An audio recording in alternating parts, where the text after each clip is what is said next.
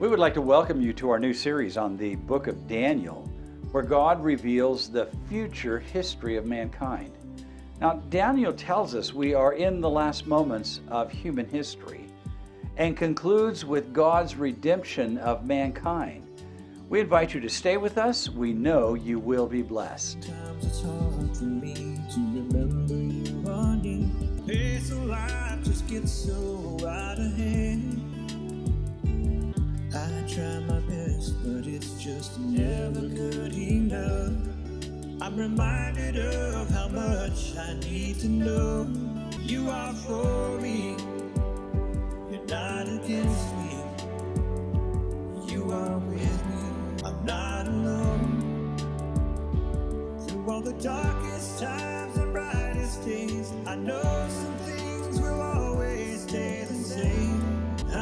We are so glad to be back with you again this week, and we really hope you're enjoying this series on the book of Daniel. For some, it's a very controversial book. It has such incredible and rich stories in it. My simple prayer for you today is that as you listen and hear this story, that not only can you find yourself in the story, may it speak to your reality walking with God every day. But today in Daniel chapter 4, it is my hope that it will help you see people who are so different than you or me in a radically different way, maybe to see them from God's perspective, not your own. So enjoy. I want to take you for a moment to our picture for this morning. And Sherry, on the north coast of California, just snapped this picture. And it's so rare because you have the fog in the background that hasn't lifted yet. But there is light coming in behind us that's illuminated that huge wave coming in. It is about 8 or 9 feet high there. But almost in the center of the picture is a big rock. And if you look carefully, there's a bunch of great big seabirds sitting on top of that rock, just having the time of their life. So Sherry, thank you for that little brief story and capturing that for us. I hope you enjoy it. So let's jump into our presentation. So faith and hope for today. Daniel is our study. A man who lived by faith alone and whose entire hope was in the God who created the universe. Now our title, Daniel 4, God calls a pagan king to righteousness. Now, I'm just going to say God calls whoever he wants. Whether you and I like them or not really is not important. What matters is there's a reason God calls an individual. Now, if you paid attention, we had a pretty interesting sermon from Nebuchadnezzar in chapter 3.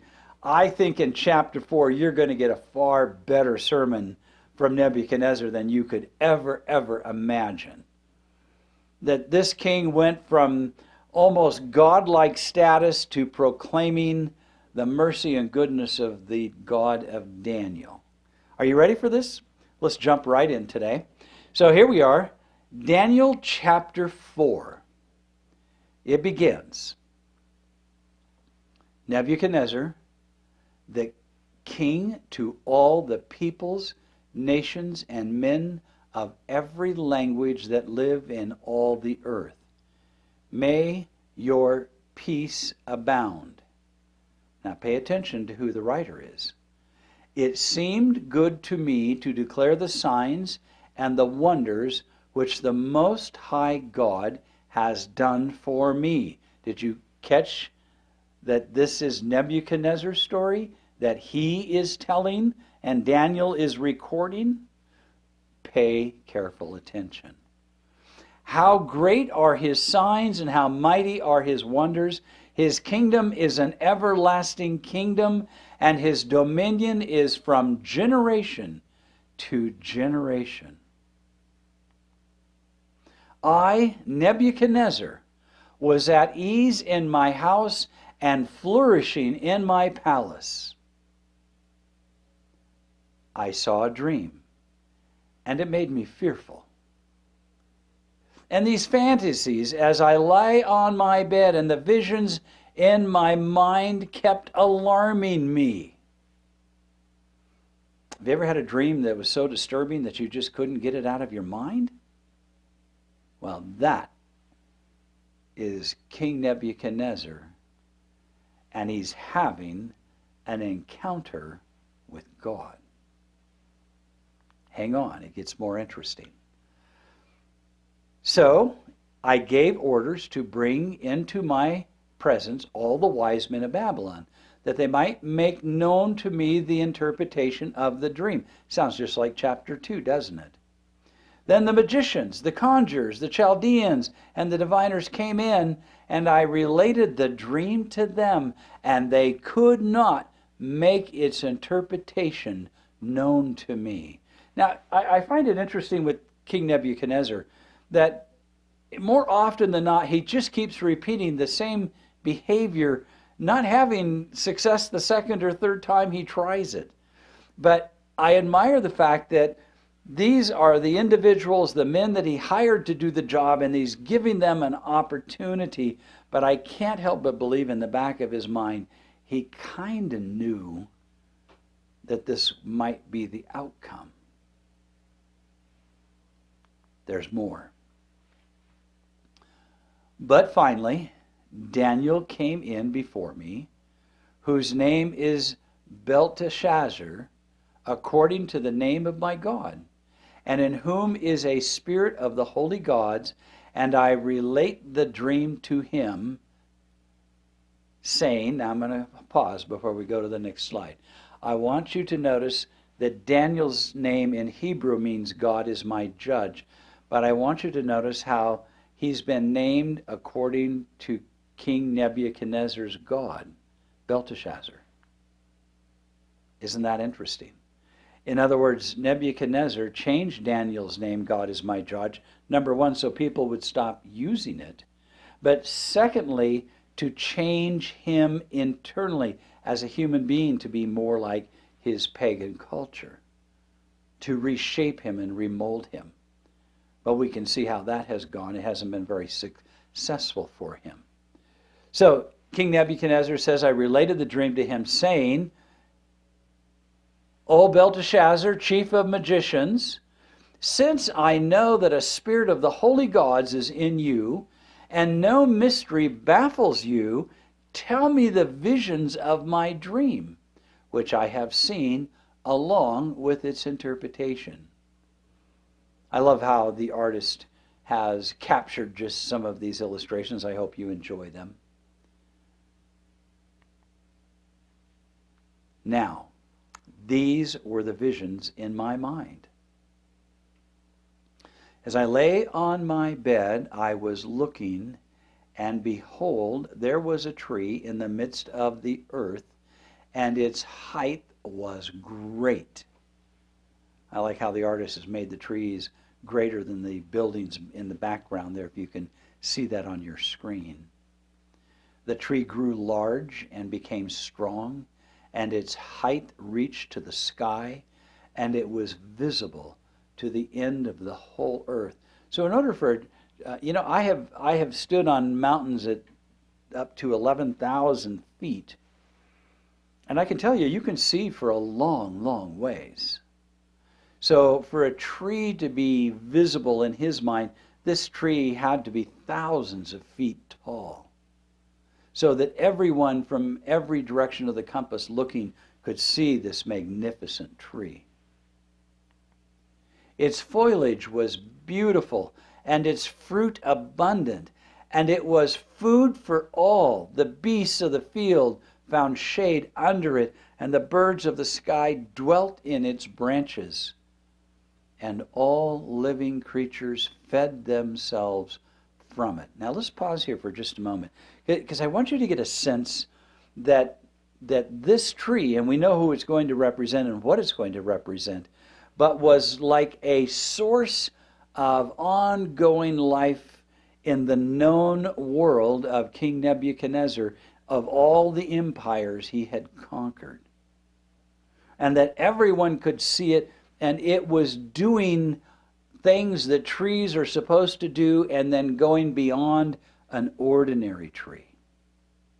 This is an extraordinary tree like no other tree on the planet. Please keep that in mind.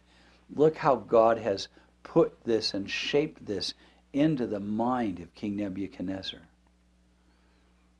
He continues, I was looking in the vision in my mind as I lay on my bed, and behold, an angelic watcher, a holy one, descended from heaven. Now there's no question in Nebuchadnezzar's mind who the person is who is coming to reveal this to him. Someone from the heavenly realm. He shouted out and spoke as follows. Chop down the tree, cut off its branches, strip off its foliage, and scatter its fruit, and let the beasts flee from under it, and the birds from its branches. Just think about Nebuchadnezzar's mind as this messenger comes and says, this magnificent tree that is thousands of feet tall, that is nurturing the kingdom and is feeding the beasts and the birds, and it is a blessing to anyone and everyone who can even see it, is now stripped down to a stump. Verse 15, yet leave the stump with its roots in the ground, but with a band of iron and bronze around it in the new grass of the field, and let him be drenched with the dew of heaven, and let him share with the beasts of the grass of the earth. Now, I want you to pay attention. The tree comes down, and the messenger says, now let him, that would be King Nebuchadnezzar, be drenched with the dew of heaven, and let him share with the beasts and the grass of the earth. And let his mind be changed from that of a man, and let a beast's mind be given to him, and let 7 periods of time pass over him. So when you see a term like times, and a half a time, or 7 times, that word time in Hebrew would be a solar year.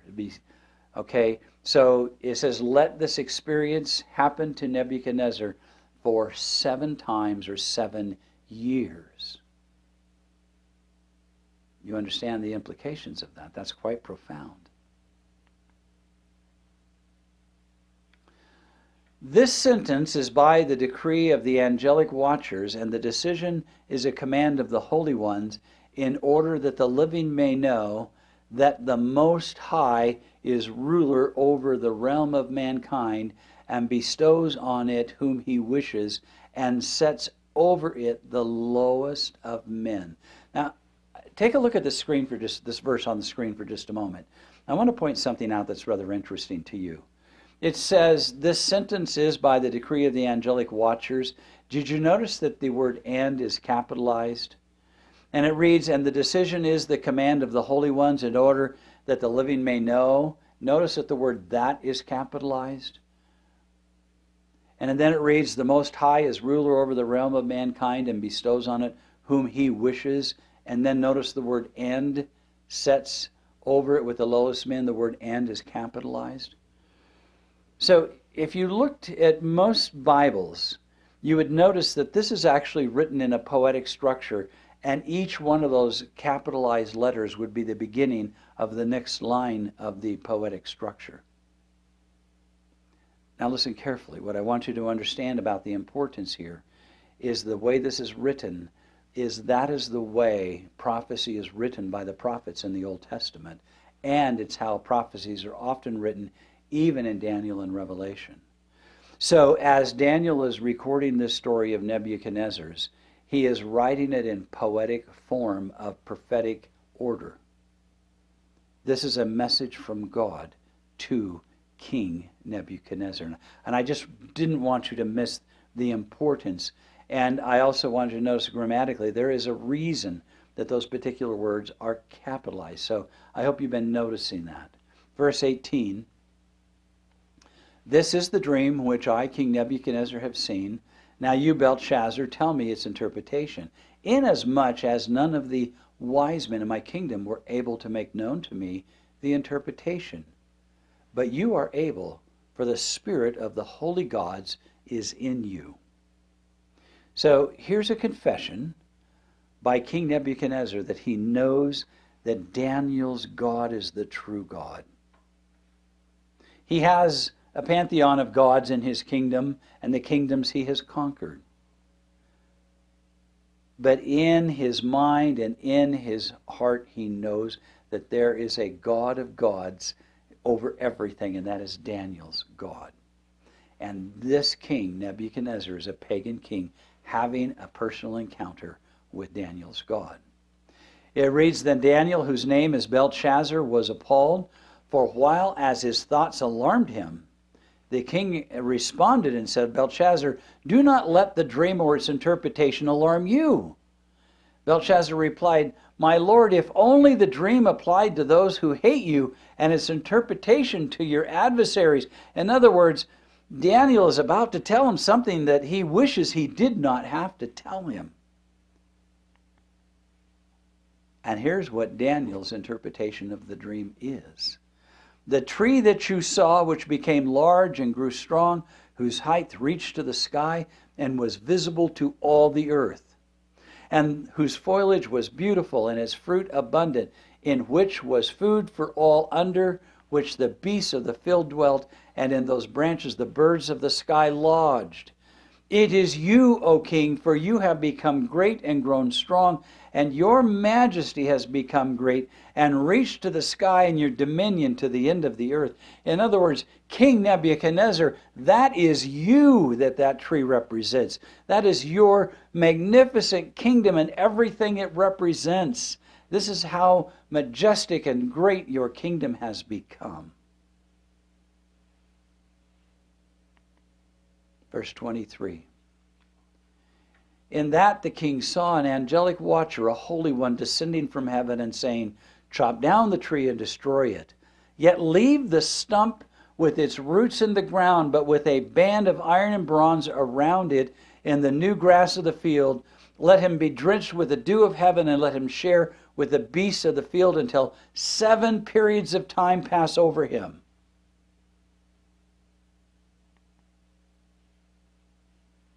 Verse 24. This is the interpretation, O king. And this is the decree of the Most High, which has come upon my lord the king. That you be driven away from mankind, and your dwelling place be with the beasts of the field, and you be given grass to eat like cattle, and be drenched with the dew of heaven. You do realize that Daniel is talking to the man who has power over his life every day. But you also know that the king knows that there's something significant in this story, something relevant to him, something that God is trying to say to him. And in this case, that there is a consequence coming, 7 years, a judgment of God, if you would like. And the story and the interpretation is being given by a man whose name, God is my judge. Verse 25. And the 7 periods of time will pass over you until you recognize that the Most High ruler over the realm of mankind and bestows it upon whomever he wishes. Can I just say this about world leaders for just a moment here? Every single person in charge of every single nation, God has allowed to become the leader, the ruler, the king, the president, the prime minister. He's allowed them to come to power to make the world a better place. He sets up kings and takes them down, is what Daniel just said to Nebuchadnezzar.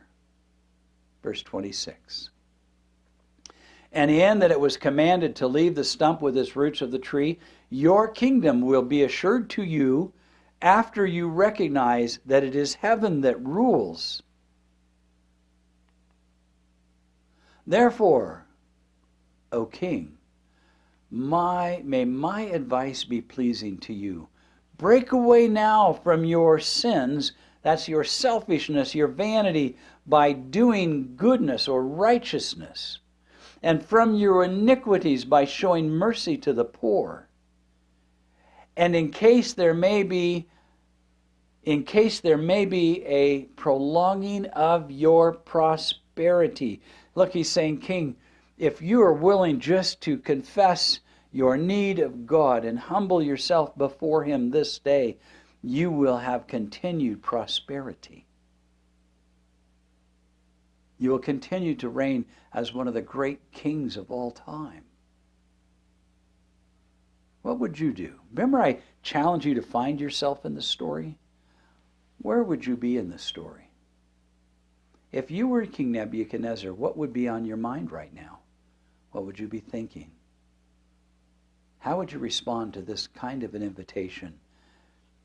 Break away from your sins by doing righteousness and your iniquities by showing mercy to the poor.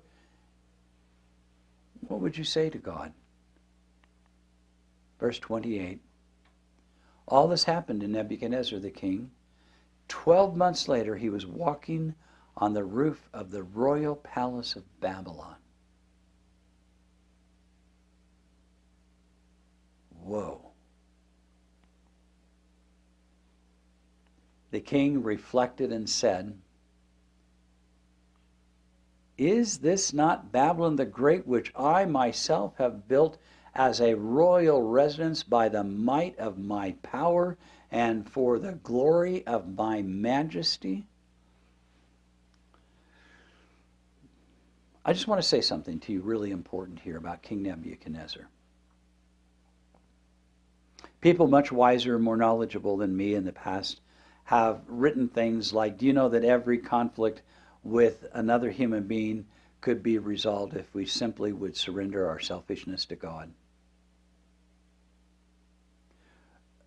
Another person wrote, you know, if we were only kinder, there'd be 100 converted to Christ today where there's only one.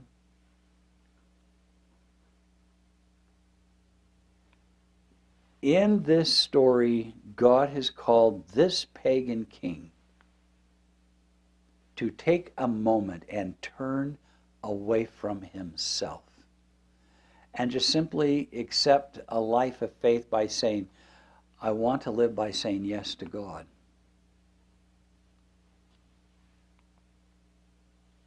Verse 31. While the word was in the king's mouth, a voice came from heaven saying, King Nebuchadnezzar, to you it is declared, sovereignty has been removed from you.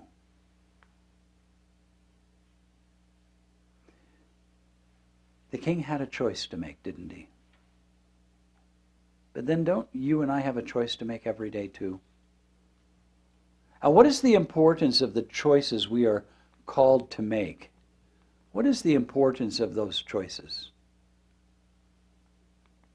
Verse 32. And you will be driven away from mankind, and your dwelling place will be with the beasts of the field. You will be given grass to eat like cattle, and 7 periods of time will pass over you until you recognize that the Most High is ruler over the realm of mankind and bestows on it whomever he wishes. Now, lightheartedly, I just want to point out that King Nebuchadnezzar is going on a vegan diet for 7 years. I say that with a smile. Okay, I just need you to ponder that because that's actually exactly what the text says. That's what the Bible says. You're going to be a vegan for 7 years. Now, I am not trying to imply that being vegan is going to make you come back in 7 years and have greater praise for God. That is not what this story is. But I do find it interesting that one of the major changes in the king's diet for the next 7 years is nutrition. And he is going to be humbled. Now, there are actually diseases that have been given to cover these kinds of illnesses that take over the lives and the minds of people. Verse 33. Immediately the word concerning Nebuchadnezzar was fulfilled. He was driven away from mankind and began eating grass like cattle, and his body was drenched with the dew of heaven until his hair had grown like eagle's feathers and his nails like birds' claws. They call them dreads, by the way, today. Verse 34, but at the end of that period, I, Nebuchadnezzar, raised my eyes towards heaven, and my reason returned to me, and I blessed the Most High. Listen to this sermon. And I praised and honored him who lives forever, for his dominion is an everlasting dominion, and his kingdom endures from generation to generation. All the inhabitants of the earth are accounted as nothing, but he does according to his will in the host of heaven and among the inhabitants of the earth. And no one can ward off his hand or say to him, what have you done? At that time my reason returned to me, and my majesty and splendor were restored to me, for the glory of my kingdom, and my counselors and nobles began seeking me out, so I was reestablished in my sovereignty, and the surpassing greatness was added to me. Now I, Nebuchadnezzar, praise, exalt, and honor the King of heaven, for all his works are true, and his ways are just, and he is able to humble those who walk in pride. That's profound. God called King Nebuchadnezzar, a pagan king, to be his man in the last days of his reign, in the last days of his life. If you worked for Nebuchadnezzar, would you probably made fun of him and criticized him a lot for all the things he did as a pagan king, and kind of poked and made jokes and that kind of thing as a Christian? Or would you have seen in him what God saw? His man for the hour. I hope this story changes how you see other people, that we are not so quick to judge them or condemn them. I really hope that this story allows you to see that God looks at every single person as his man or woman for the hour, and he extends the invitation to them, as so should you and I. There's a lot of things in this king's life that does not add up to be in harmony with most any other Christian's life. But that did not mean God did not want him to be his man, and still interrupted his life and called him to be his king before his empire ended. I want to go to our picture and thank Sherry. These are California poppies. I plant those in my garden here in Idaho, and they are just absolutely gorgeous flowers. Sherry, thank you so much for that brightness and cheery that comes to us. Thank you for listening. See you next week. Blessings. Thank you for watching today. Our email address is screamingrockministries@gmail.com, or drop us a note to Screaming Rock Ministries, P.O. Box 5622, Twin Falls, Idaho 83303.